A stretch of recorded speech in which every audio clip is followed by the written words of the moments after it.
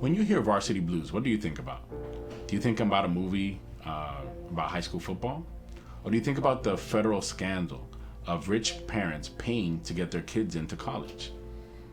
Now, we've heard for years about, people giving donations to college to let their students get admitted into schools they probably wouldn't otherwise get into. That's not what these parents were doing. What these parents were doing was they had children who were so bad academically or just didn't qualify for schools that a donation just wasn't going to do it. So they had to commit fraud to get their kids into these schools. So that's why these parents have been indicted for committing fraud. What type of fraud was it?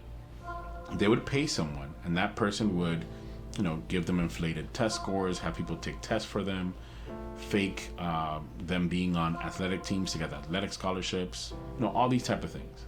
Now, one thing is giving a donation. Anybody can do that. That's perfectly fine. But to commit fraud to get your kid into school just doesn't make sense to me.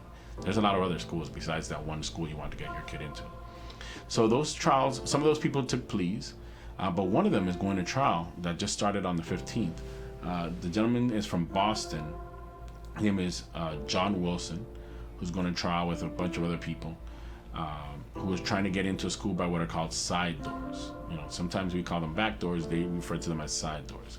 So let's keep an eye on this and see what these people get. So far, most of the people haven't got much time, but those are people who took pleas. I'm curious to see what happens to people who go to trial and what they get if they're found guilty. So keep posted and I'll let you know what happens.